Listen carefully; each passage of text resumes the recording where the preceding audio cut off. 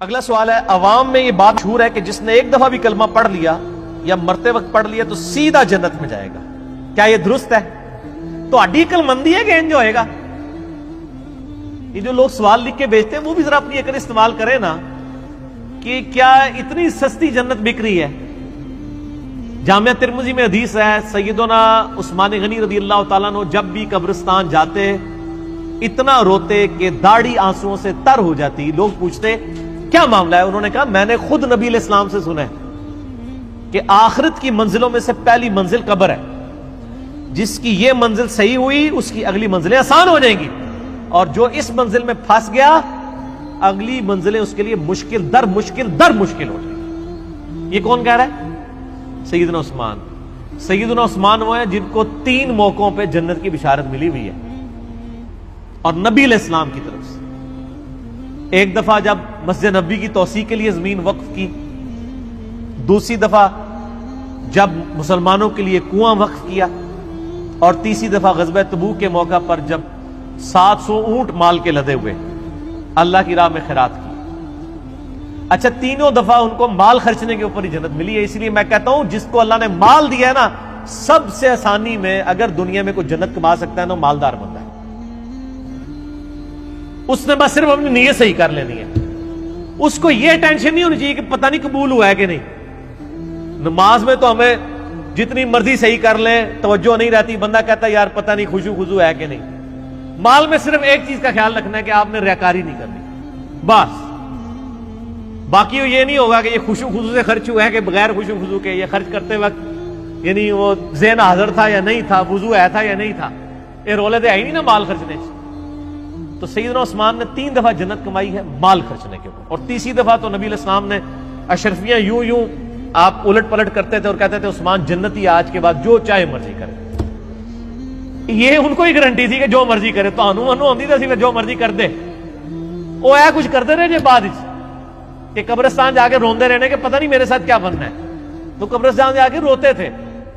اس کو ہم کہتے ہیں نا، عقل نہ ہوئے تھے موجیں ہی موجاں، عقل ہوئے تھے سوچیں۔ جسے عقل نہ ہو وہ من بوجھی زندگی گزارے گا، اور جسے عقل ہوگی وہ سوچ کے پاگل ہوگا کہ یار میرے ساتھ بننا کیا ہے۔ سیدنا عثمان غنی رضی اللہ تعالیٰ عنہ، میں نے اس لیے بیان کیا تاکہ آپ کو اس حوالے سے سینسٹیوٹی کلیئر ہو۔ یہ جو آپ کو امی پبلک میں مشہور کر دیا ایک دفعہ کلمہ پڑھا جنت میں جائے گا، یہ پوری حدیث صحیح بخاری میں موجود ہے۔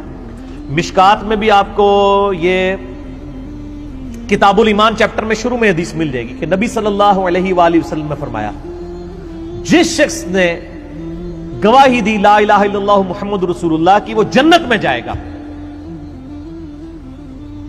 سوائے اس کے کہ جس نے انکار کر دیا۔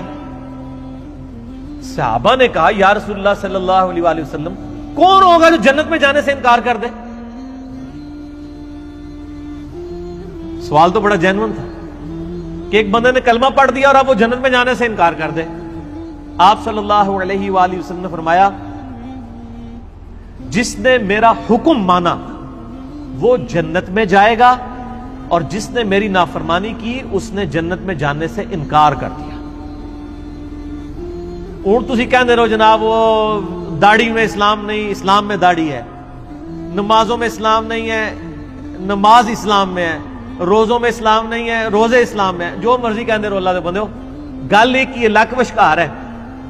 داڑھی اسلام میں ہو یا اسلام داڑھی میں ہو، بات ایک ہی ہے، دین پہ چلنے کا نام اسلام ہے نا۔ دودھ پینے والے مجنوں تو نہیں اللہ کو چاہیے۔ نبی علیہ السلام فرما رہے ہیں کہ جس نے لا الہ الا اللہ پڑھا وہ جنت میں جائے گا، سوائے اس کے کہ جس نے انکار کیا۔ پوچھا گیا انکار کس نے کیا؟ فرمایا جس نے میرا حکم مانا وہ جنت میں جائے گا، اور جس نے میری نافرمانی کی اس نے جنت میں جانے سے خود انکار کر دیا۔ اب اس میں ساری کی ساری باتیں، یعنی دین کے اوپر چلنا، فرائض کے اوپر پابندی، حرام چیزوں سے بچنا، یہ ساری کی ساری چیزیں اس کے اندر داخل ہو جائیں گی۔ آپ کو اب لہذا سے نٹی گٹی اس کی ضرورت نہیں ہے۔ اور جیسے کہتے ہو جی رفع الیدین کا حکم دکھائیں، ہم کہتے ہیں کہ نبی علیہ السلام کی حدیث ہے صحیح بخاری میں 631، صلو کما رأیتمونی اصلی، نماز اس طرح پڑھو جس طرح مجھے پڑھتے ہوئے دیکھتے ہو۔ اور یہ مالک بن حویرث روایت کر رہے ہیں، غزوہ تبوک کے موقع پہ آئے ہیں نبی علیہ السلام کی وفات سے 1.5 سال پہلے ملنے، اور وہی مالک بن حویرث بخاری اور مسلم میں نبی علیہ السلام کا طریقہ نماز کا روایت کر رہے ہیں کہ نبی علیہ السلام نماز شروع کرتے تو دونوں ہاتھ کانوں تک اٹھاتے، رکوع میں جانے لگتے تو دونوں ہاتھ کانوں تک اٹھاتے، اور رکوع سے سر اٹھاتے تو دونوں ہاتھ کانوں تک اٹھاتے۔ اب وہ کہتے ہیں رفع الیدین کا حکم دکھائیں، تو میں نے کہا تھا یہ حکم ہے۔ وہی صحابی کہہ رہا ہے کہ مجھے نبی علیہ السلام نے فرمایا نماز اس طرح پڑھو جس طرح مجھے پڑھتے ہوئے دیکھا۔